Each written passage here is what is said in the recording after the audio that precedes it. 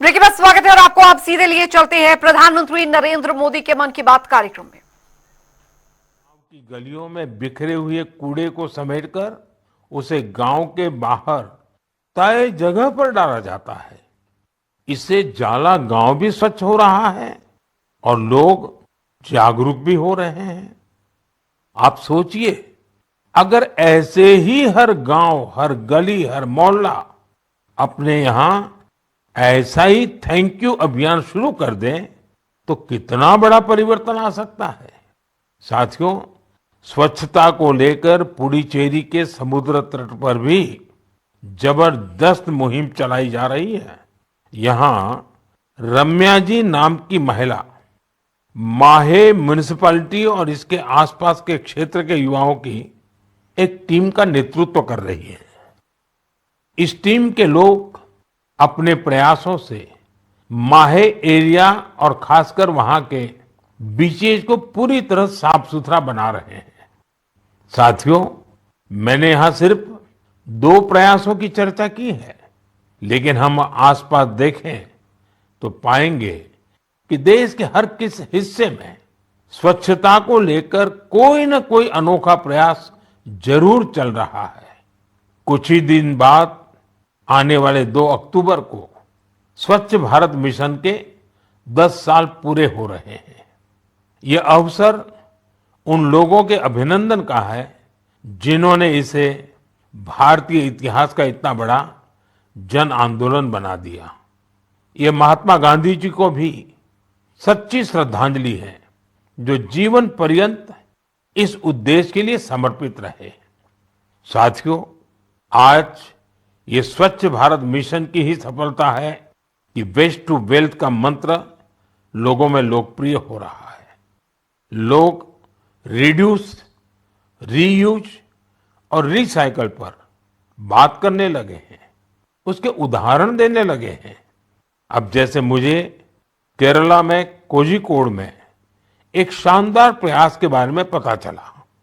यहाँ 74 ईयर के सुब्रमण्यम जी 23,000 से अधिक कुर्सियों की मरम्मत करके उन्हें दोबारा काम लायक बना चुके हैं। लोग तो उन्हें रिड्यूस, रीयूज और रिसाइकल यानी RRR चैंपियन भी कहते हैं। उनके इन अनूठे प्रयासों को कोझिकोड सिविल स्टेशन, पीडब्ल्यूडी और LIC के दफ्तरों में देखा जा सकता है। साथियों, स्वच्छता को लेकर जारी अभियान से हमें ज्यादा से ज्यादा लोगों को जोड़ना है और ये अभियान किसी एक दिन का, एक साल का नहीं होता है। ये युगों युगों तक निरंतर करने वाला काम है। ये जब तक हमारा स्वभाव बन जाए स्वच्छता, तब तक करने का काम है। मेरा आप सबसे आग्रह है कि आप भी अपने परिवार, दोस्तों, पड़ोसियों या सहकर्मियों के साथ मिलकर स्वच्छता अभियान में हिस्सा जरूर लें। मैं एक बार फिर स्वच्छ भारत मिशन की सफलता पर आप सभी को बधाई देता हूं। मेरे प्यारे देशवासियों, हम सभी को अपनी विरासत पर बहुत गर्व है और मैं तो हमेशा कहता हूं, विकास भी, विरासत भी। यही वजह है कि मुझे हाल की अपनी अमेरिका यात्रा के एक खास पहलू को लेकर बहुत सारे संदेश मिल रहे हैं। एक बार फिर हमारी प्राचीन कलाकृतियों की वापसी को लेकर बहुत चर्चा हो रही है।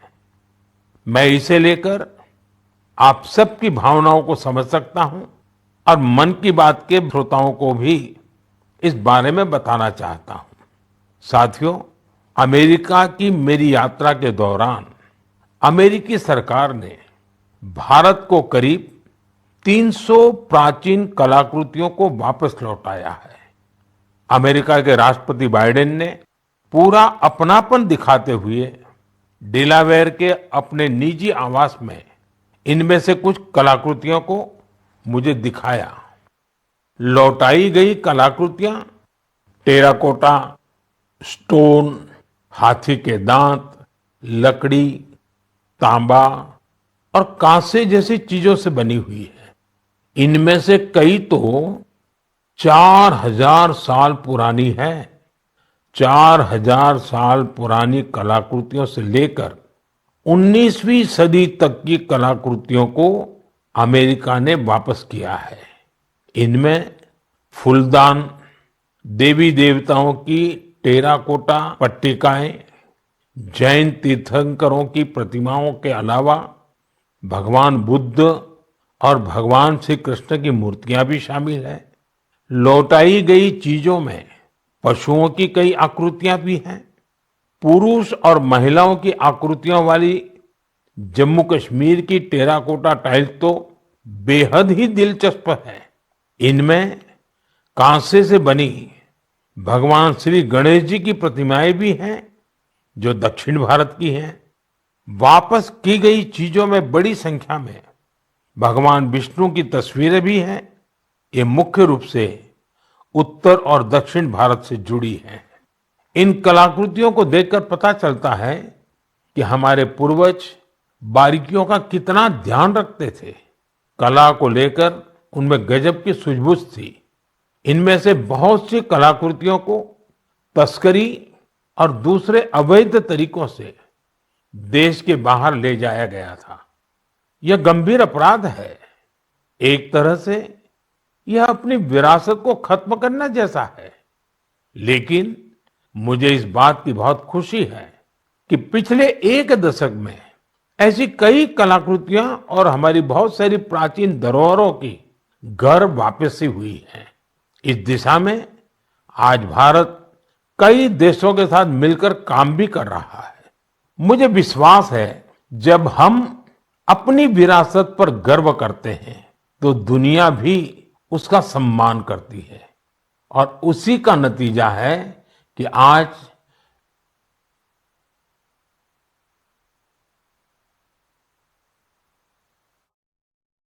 मेरे प्यारे साथियों, अगर मैं पूछूं कि भाषा हिंदी सीखता है तो आपका जवाब होगा मातृभाषा। हमारे देश में लगभग 20,000 भाषाएं और बोलियां हैं और ये सब की सब किसी न किसी की तो मातृभाषा है ही है। कुछ भाषाएं ऐसी हैं जिनका उपयोग करने वालों की संख्या बहुत कम है। लेकिन आपको ये जानकर खुशी होगी कि उन भाषाओं को संरक्षित करने के लिए आज अनोखे प्रयास हो रहे हैं। ऐसी ही एक भाषा है हमारी संथाली भाषा। संथाली को डिजिटल इनोवेशन की मदद से नई पहचान देने का अभियान शुरू किया गया है। संथाली हमारे देश के कई राज्यों में रह रहे संथाल जनजातीय समुदाय के लोग बोलते हैं। भारत के अलावा बांग्लादेश, नेपाल और भूटान में भी संथाली बोलने वाले आदिवासी समुदाय मौजूद है। संथाली भाषा की ऑनलाइन पहचान तैयार करने के लिए ओडिशा के मयूरभंज में रहने वाले श्रीमान रामजी टूडू एक अभियान चला रहे हैं। रामजी जी ने एक ऐसा डिजिटल प्लेटफॉर्म तैयार किया है जहां संथाली भाषा से जुड़े साहित्य को पढ़ा जा सकता है और संथाली भाषा में लिखा जा सकता है। दरअसल कुछ साल पहले जब रामजी जी ने मोबाइल फोन का इस्तेमाल शुरू किया, ने इस मुहिम का कठोर व्रत की तरह पालन किया। वो 1500 से ज्यादा पौधे लगा चुके हैं। सबसे बड़ी बात यह है कि इस साल एक हादसे का शिकार होने के बाद भी वे अपने संकल्प से डिगे नहीं। मैं ऐसे सभी प्रयासों की हृदय से सराहना करता हूं। मेरा आपसे भी आग्रह है कि एक पेड़ मां के नाम इस पवित्र अभियान से आप जरूर जुड़िए। मेरे प्यारे साथियों, आपने देखा होगा हमारे आसपास कुछ लोग ऐसे होते हैं जो आपदा में धैर्य नहीं खोते बल्कि उससे सीखते हैं। ऐसी ही एक महिला है सुभाश्री, जिन्होंने अपने प्रयास से दुर्लभ और बहुत उपयोगी जड़ी बूटियों का एक अद्भुत बगीचा तैयार किया है। वो तमिलनाडु के मदुराई की रहने वाली हैं। वैसे तो पेशे से वो एक टीचर है, लेकिन औषधीय वनस्पतियां, मेडिकल हर्ब्स के प्रति उन्हें गहरा लगाव है। उनका ये लगाव 80 के दशक में तब शुरू हुआ जब एक बार उनके पिता को जहरीले सांप ने काट लिया। तब पारंपरिक जड़ी बूटियों ने उनके पिता की सेहत सुधारने में काफी मदद की थी। इस घटना के बाद उन्होंने पारंपरिक औषधियों और जड़ी बूटियों की खोज शुरू की। आज मदुराई के वेरीचियूर गांव में उनका अनोखा हर्बल गार्डन है, जिसमें 500 से ज्यादा दुर्लभ औषधीय पौधे हैं। अपने इस बगीचे को तैयार करने के लिए उन्होंने कड़ी मेहनत की है। एक एक पौधे को खोजने के लिए उन्होंने दूर दूर तक यात्राएं की, जानकारियां जुटाई और कई बार दूसरे लोगों से मदद भी मांगी। कोविड के समय उन्होंने इम्यूनिटी बढ़ाने वाली जड़ी बूटियां लोगों तक पहुंचाई। आज उनके हर्बल गार्डन को देखने के लिए लोग दूर दूर से आते हैं। वो सभी को हर्बल पौधों की जानकारी और उनके उपयोग के बारे में बताती हैं। सुभाश्री हमारी उस पारंपरिक विरासत को आगे बढ़ा रही हैं, जो सैकड़ों वर्षों से हमारी संस्कृति का हिस्सा है।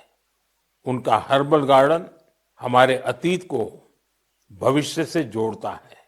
उन्हें हमारी ढेर सारी शुभकामनाएं। साथियों, बदलते हुए इस समय में नेचर ऑफ जॉब्स बदल रही है और नए नए सेक्टर्स का उभार हो रहा है, जैसे gaming, animation, reel making, film making या पोस्टर मेकिंग। अगर इनमें से किसी स्किल में आप अच्छा प्रदर्शन कर सकते हैं तो आपके टैलेंट को बहुत बड़ा मंच मिल सकता है।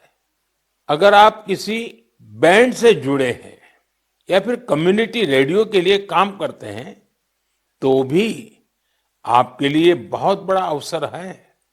आपके टैलेंट और क्रिएटिविटी को बढ़ावा देने के लिए भारत सरकार का सूचना और प्रसारण मंत्रालय ने क्रिएट इन इंडिया इस थीम के तहत 25 चैलेंजेस शुरू किए हैं। ये चैलेंजेस आपको जरूर दिलचस्प लगेंगे। कुछ चैलेंजेस तो म्यूजिक, एजुकेशन और यहां तक कि एंटी पायरेसी पर भी फोकस्ड है। इस आयोजन में कई सारे प्रोफेशनल ऑर्गेनाइजेशन भी शामिल हैं, जो इन चैलेंजेस को अपना पूरा सपोर्ट दे रहे हैं। इनमें शामिल होने के लिए आप wavesindia.org पर लॉगिन कर सकते हैं। देश भर के क्रिएटर से मेरा विशेष आग्रह है कि वे इसमें जरूर हिस्सा लें और अपनी क्रिएटिविटी को सामने लाएं। मेरे प्यारे देशवासियों, इस महीने एक और महत्वपूर्ण अभियान के 10 साल पूरे हुए हैं। इस अभियान की सफलता में छोटे दुकानदारों तक का योगदान शामिल है। मैं बात कर रहा हूं मेक इन इंडिया की। आज मुझे ये देखकर बहुत खुशी मिलती है कि गरीब, मध्यम वर्ग और एमएसएमईज को इस अभियान से बहुत फायदा मिल रहा है। इस अभियान ने हर वर्ग के लोगों को अपना टैलेंट सामने लाने का अवसर दिया है। आज भारत मैन्युफैक्चरिंग का पावर हाउस बना है और देश की युवा शक्ति की वजह से दुनिया भर की नजरें हम पर है। ऑटोमोबाइल्स हो, टेक्सटाइल्स हो, एविएशन हो, इलेक्ट्रॉनिक्स हो या फिर डिफेंस, हर सेक्टर में देश का एक्सपोर्ट लगातार बढ़ रहा है। देश में एफडीआई का लगातार बढ़ना भी हमारे मेक इन इंडिया की सफलता की गाथा कह रहा है। अब हम मुख्य रूप से दो चीजों पर फोकस कर रहे हैं। पहली है क्वालिटी, यानी हमारे देश में बनी चीजें ग्लोबल स्टैंडर्ड की हों। दूसरी है वोकल फॉर लोकल, यानी स्थानीय चीजों को ज्यादा से ज्यादा बढ़ावा मिले। मन की बात में हमने hashtag my product my pride की भी चर्चा की है। लोकल प्रोडक्ट को बढ़ावा देने से देश के लोगों को किस तरह से फायदा होता है, इसे एक उदाहरण से समझा जा सकता है। महाराष्ट्र के भंडारा जिले में टेक्सटाइल की एक पुरानी परंपरा है, Bhandara tussar silk handloom. Tussar silk अपने डिजाइन, रंग और मजबूती के लिए जानी जाती है। भंडारा के कुछ हिस्सों में 50 से भी अधिक सेल्फ हेल्प ग्रुप इसे संरक्षित करने का काम में जुटे हैं। इनमें महिलाओं की बहुत बड़ी भागीदारी है। यह सिल्क तेजी से लोकप्रिय हो रही है और स्थानीय समुदायों को सशक्त बना रही है। और यही तो मेक इन इंडिया की स्पिरिट है। साथियों, त्योहारों के इस मौसम में आप फिर से अपना पुराना संकल्प भी जरूर दोहराइए। कुछ भी खरीदेंगे वो मेड इन इंडिया ही होना चाहिए। कुछ भी गिफ्ट देंगे वो भी मेड इन इंडिया ही होना चाहिए। सिर्फ मिट्टी के दिए खरीदना ही वोकल फॉर लोकल नहीं है। आपको अपने क्षेत्र में बने स्थानीय उत्पादों को ज्यादा से ज्यादा प्रमोट करना चाहिए। ऐसा कोई भी प्रोडक्ट जिसे बनाने में भारत के किसी कारीगर का पसीना लगा है, जो भारत की मिट्टी में बना है, वो हमारा गर्व है। हमें इसी गौरव पर हमेशा चार चांद लगाने हैं। साथियों, मन की बात के इस एपिसोड में मुझे आपसे जुड़कर बहुत अच्छा लगा। इस कार्यक्रम से जुड़े अपने विचार और सुझाव हमें जरूर भेजिएगा। मुझे आपके पत्रों और संदेशों की प्रतीक्षा है। कुछ ही दिन बाद त्योहारों का सीजन शुरू होने वाला है। नवरात्र से इसकी शुरुआत होगी और फिर अगले 2 महीने तक पूजा पाठ, व्रत, त्योहार, उमंग उल्लास, चारों तरफ यही वातावरण छाया रहेगा। मैं आने वाले त्योहारों की आप सबको बहुत बहुत बधाई देता हूं। आप सभी अपने परिवार और अपने प्रियजनों के साथ त्योहार का खूब आनंद लें और दूसरों को भी अपने आनंद में शामिल करें। अगले महीने मन की बात कुछ और नए विषयों के साथ आपसे जुड़ेंगे। आप सबका बहुत बहुत धन्यवाद।